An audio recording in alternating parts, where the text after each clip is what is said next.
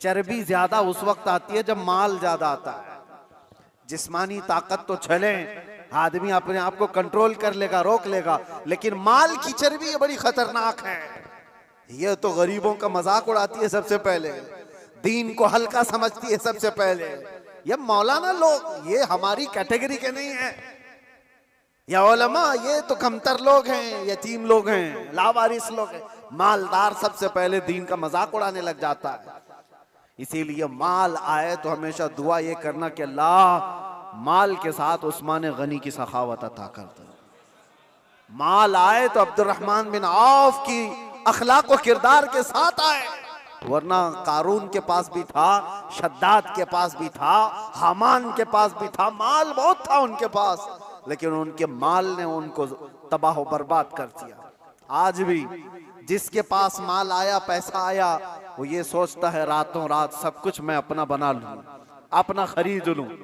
अच्छा एक बात और भी मैं बता दूं, जिन 3 चीजों की बात मैंने कहा जो इंसान को जुल्म के रास्ते पर लाती है, पहले उसकी जिस्मानी ताकत, दूसरे दौलत, तीसरे पावर, ओहदा, ये तीनों ऐसी चीजें हैं जो परमानेंट रहने वाली है ही नहीं।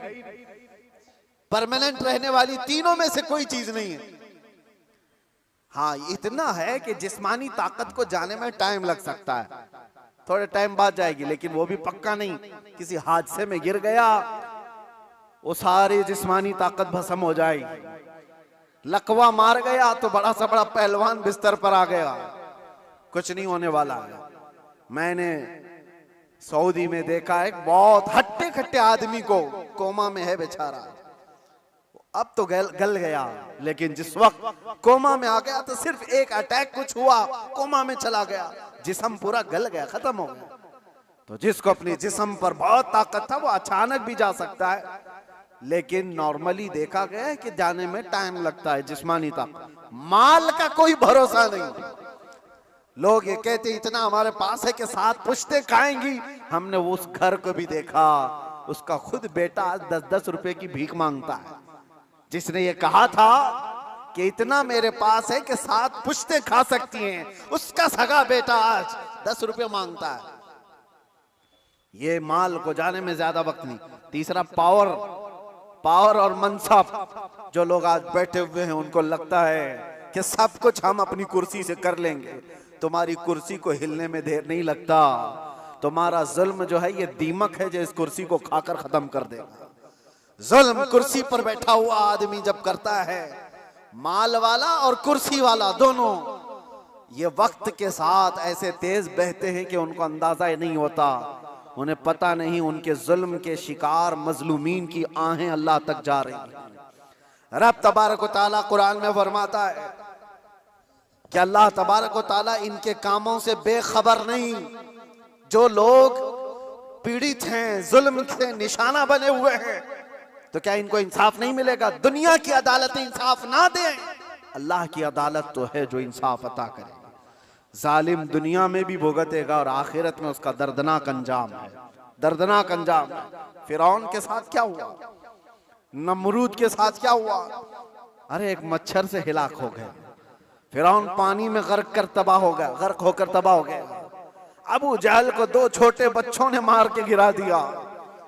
जो ताकत और माल का नशा था जिसको, आज हालात ऐसे मेरे अजीजों, ये 2 तरह का जुल्म बहुत बढ़ गया है, माल का और पावर का।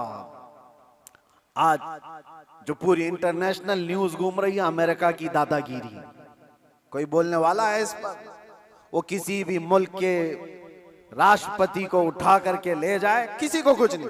हालांकि नई बात नहीं है, नई बात नहीं। पावर है ना, ताकत है, नशा है, वो कुछ भी कर सकता है।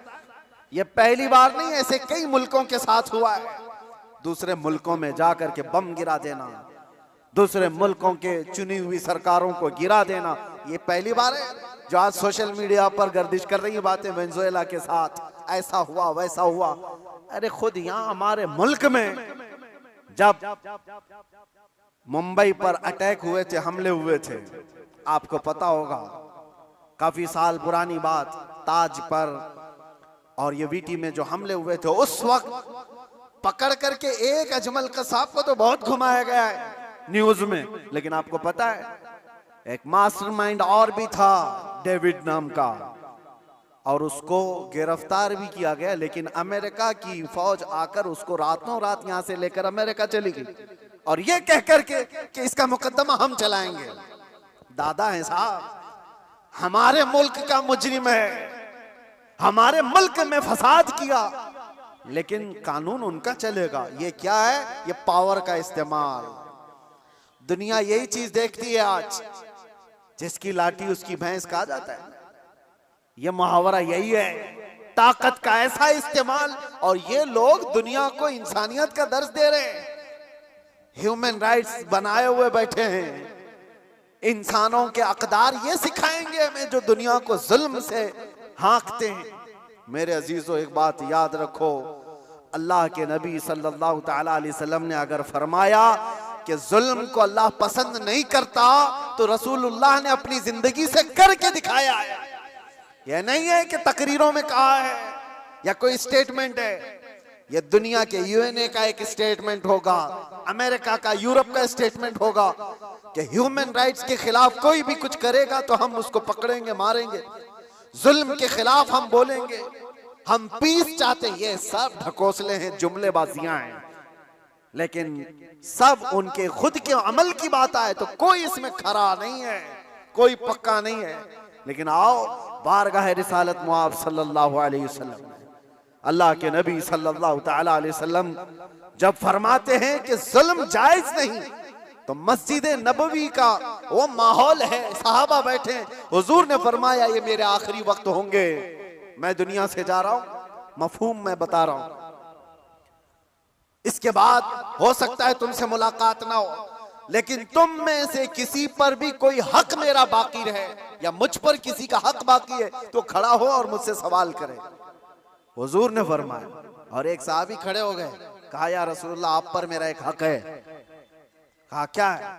फला जंग में जब जा रहे थे आप सफ़ें सीधी कर रहे थे, मैं थोड़ा बाहर आ गया था, आपने छड़ी से मुझे मार दिया था, मैं बदला लेना चाहता हूं, आप पर मेरा हक है। तो रसूल करीम सल्लल्लाहु तआला अलैहि वसल्लम ये नहीं फरमाया इस्लाम का बादशाह जो इस्लामी सल्तनत को एस्टेब्लिश कर रहा हो कि तुम बादशाह जो पूरे कायनात में फैलने वाला दीन है उसके मुक्तदा और उसके आका से बदला लेने की बात कर रहे हो। नहीं फरमाया, हुजूर ने फरमाया उठो आओ। हजरत उमर तलवार निकाल लिए थे, कहा कौन है जो रसूलुल्लाह से बदला लेगा?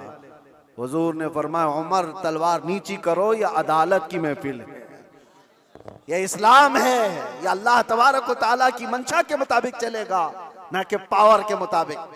पावर तुम्हारे पास है, इख्तियार तुम्हारे पास है। हुजूर ने फरमाया आ जाओ। वो सहाबी आए, लेकिन उन्होंने ये भी तकाजा किया कि या रसूल अल्लाह जिस वक्त आपने मारा था मेरे जिस्म पर जुब्बा नहीं था, मैं नंगी पीठ था, आपने मार दिया था, मैं चाहता हूं आप भी अपना जुब्बा उतार दीजिए। हुजूर पाक सल्लल्लाहु अलैहि वसल्लम ने उस वक्त अपना जुब्बा उतार दिया बगैर कुछ कहे। उस सहाबी ने बढ़कर मेरे आका की मोहरे नबूवत का बोसा ले लिया। दोनों कंधों के बीच हुजूर के एक ऐसी मोहरे नबूवत थी जो सूरज से ज्यादा चमकती थी। ये निशानी थी मेरे आका के खातमुन नबीन की, खत्म नबूवत की मोहर। उस सहाबी ने बोसा ले लिया और कहा बदला हो गया मेरा ये। लेकिन अल्लाह के नबी सल्लल्लाहु अलैहि वसल्लम ने अपने आप को पेश तो किया है, कोई किसी के सामने ये गच तो बताए कोई। अरे आज का कोई भी नेता खड़ा होकर के कह दे किसी पर कोई हक बाकी है तो पूरे घर निकल आएंगे। हाँ, सबका तो खा के बैठा हुआ है छोटी छोटी चीजों के लिए। अब तो देखें लोग फिर भी संभलते नहीं है। मुझे हैरत इस बात की होती है, ये जो अभी इलेक्शन आ रहे हैं सारे नेता तो बाहर निकले होंगे, सब तुम्हारे पास अपनी अपनी कहानियां लेकर, लेकिन इनके पिछले जुल्म तो याद नहीं है, लोगों को भूल जाते हैं।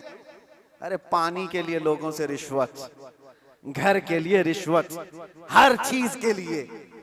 ये मखलूक के साथ जो जुल्म करके कुर्सी संभालते हैं, इनका जब वक्त आए तो मेरे अजीजों तुम्हें भी तो अपने पावर का इस्तेमाल करना चाहिए।